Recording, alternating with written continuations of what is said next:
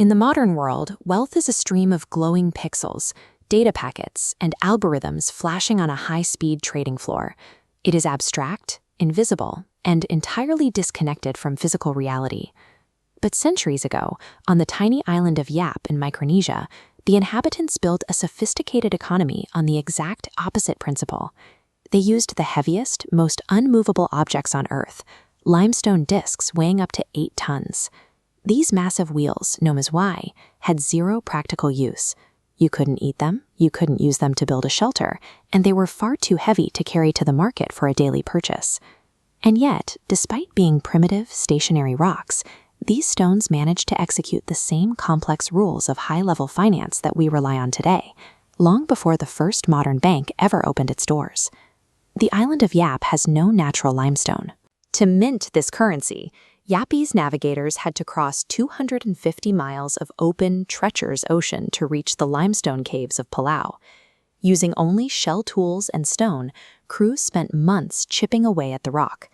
They carved massive, heavy discs and then loaded them onto bamboo rafts for an agonizing journey home that many did not survive. A stone's purchasing power was a direct reflection of the danger and sheer human effort required to create it.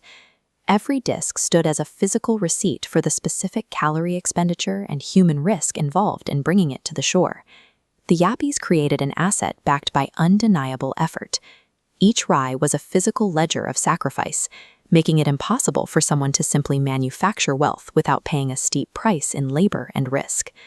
Because moving the largest stones was nearly impossible, they stayed geographically fixed. When debts were paid or land traded, the rock remained sitting in the original owner's yard, while the entire village simply acknowledged that the ownership had officially changed hands. In one legendary case, a crew lost a massive Rai in a storm, watching it sink to the bottom of the ocean. When they returned, the tribe agreed that since the work was done, the wealth still existed. That submerged stone remained a valid currency for generations. The island's wealth existed as an invisible record, stored securely within the collective memory of the tribe. This mental accounting functioned as a community-wide database. Every transaction was verified by public consensus, meaning the system didn't need a central bank or physical vault. The Yapese demonstrated a breakthrough in economic logic. Physical possession of an asset is irrelevant if the entire network agrees on who owns it. This closed system was disrupted in the 1870s when Captain David O'Keefe arrived. He introduced steamships, iron tools, and dynamite, acting as a technological shortcut to traditional labor.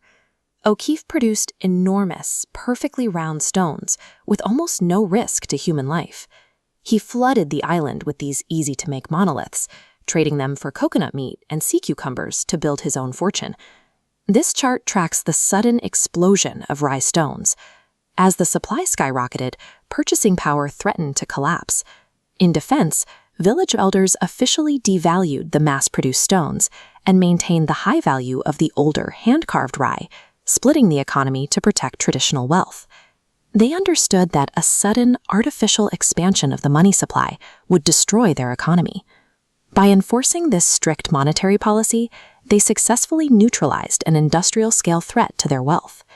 In 1898, Germany purchased the island and demanded that the Yapese build new roads. The islanders, satisfied with their traditional paths, ignored the order. The German administrators realized they couldn't physically seize the stones to enforce a tax, so they used a purely symbolic weapon. They walked through the villages and painted black crosses on the most valuable Rai, claiming them as property of the German government. The psychological impact was devastating. The Yapese felt instantly impoverished by the paint and frantically set to work building the roads to reclaim their fortunes. A colonial empire managed to extract an entire nation's labor without moving a single ounce of physical capital. They proved the economy was, at its core, a psychological construct.